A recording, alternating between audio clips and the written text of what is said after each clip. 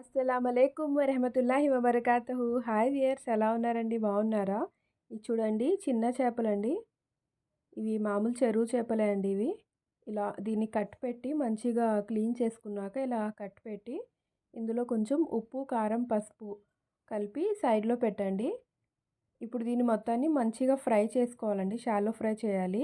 నేను ఇక్కడ చిన్న చింతకాయలు ఉంటాయి కదండి, చింతకాయలు ఉంటాయి కదా, గ్రీన్ కలర్, మనకి మార్కెట్లో ఇప్పుడు వింటర్స్లో దొరుకుతాయి.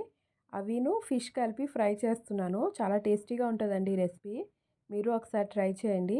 దీని ఇలా ఆయిల్ వేసి ఈ ఫిష్ ఏదైతే మనం హాఫ్ అన్ అవర్ పక్కన మ్యాగ్నేట్ చేసి పెట్టుకున్నామో దాన్ని ఇందులో యాడ్ చేసి ఇలా గోల్డెన్ కలర్ అయ్యేంత వరకు జాగ్రత్తగా ఫ్రై చేసుకోవాలండి. ఫిష్ ఇరగకుండా.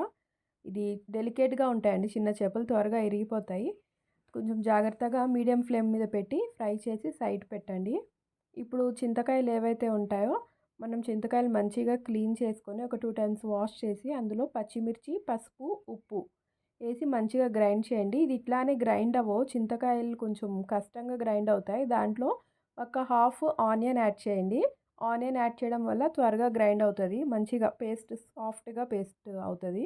ఇలాగా ఒకసారి గ్రైండ్ అవ్వకపోతే హాఫ్ ఆనియన్ యాడ్ చేసి ఇలా మంచిగా ఫైన్గా పేస్ట్ చేసుకోండి. ఇందులోంచి పిక్కలు కంపల్సరీ తీసేయండి. పిక్కలు ఉంటే అది మళ్ళీ టేస్ట్ మారిపోతుంది, చేదు వచ్చేస్తుంది ఆ పేస్ట్, చింతపండు పేస్ట్ ఏదైతే ఉందో దాంట్లో. ఇప్పుడు అదే సేమ్ మనం ఫిష్ ఏదైతే ఫ్రై చేసామో అదే ప్యాన్లో ఆయిల్ ఉంది కదా ఆల్రెడీ, అందులో ఒక చిన్న సైజ్ ఆనియన్ కట్ చేసి వేయండి. ఒక స్పూను అల్లం వెల్లుల్లి పేస్ట్ వేయండి, గార్లిక్ జింజర్ పేస్ట్ వేసి అది ఫ్రై అవుతున్నప్పుడు మనం ఇందులో ఒక మీడియం సైజ్ ఆనియన్ తీసుకొని దాన్ని కచ్చాబచ్చాగా గ్రైండ్ చేయండి. గ్రైండ్ చేసి అది కూడా యాడ్ చేయండి. మనం ఇది ఇంతకుముందు ఫిష్ ఫ్రై చేసాం కదా, అదే ఆయిల్లో చేస్తున్నామండి కర్రీ, వేరేగా ఆయిల్ ఏం వేయక్కర్లేదు. ఇందులో ధనియా పౌడరు, జీరా పౌడరు, మిర్చి పౌడర్ ఈ 3 యాడ్ చేయండి. రెడ్ చిల్లీ పౌడర్, ధనియా పౌడర్, జీరా పౌడర్ యాడ్ చేసి మంచిగా ఇలాగ ఆయిల్ సపరేట్ అవుతుంది కదా అంతవరకు మంచిగా స్మెల్ పోయేంత వరకు మంచిగా ఇలా కుక్ చేయండి. మిక్సప్ చేసి ఇందులో ఇప్పుడు మనం ఏదైతే పచ్చి చింతకాయలు పేస్ట్ చేసి పెట్టుకున్నామో అది కూడా యాడ్ చేయాలి. ఇప్పుడు ఇందులో యాడ్ చేసి మొత్తం మంచిగా మిక్సప్ చేయండి. మీకు ఇది కొంచెం గట్టిగా ఉన్నట్టు అనిపిస్తే ఒక హాఫ్ కప్పు, టీ కప్ ఉంటుంది కదా, దాంతో ఒక హాఫ్ కప్ వాటర్ యాడ్ చేయండి.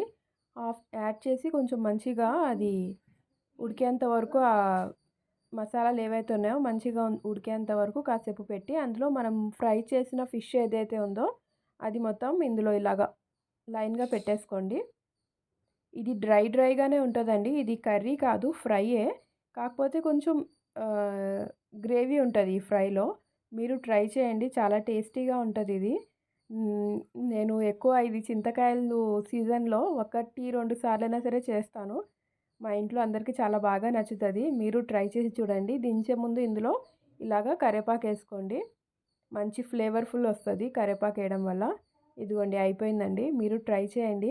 పెద్ద చేపల కన్నా చిన్న చేపల్లోనే మెడిసిన్ వాల్యూస్ ఎక్కువ ఉంటాయి. సో మీరు ట్రై చేసి ఎలా వచ్చిందనేది కామెంట్ సెక్షన్లో మెన్షన్ చేయండి.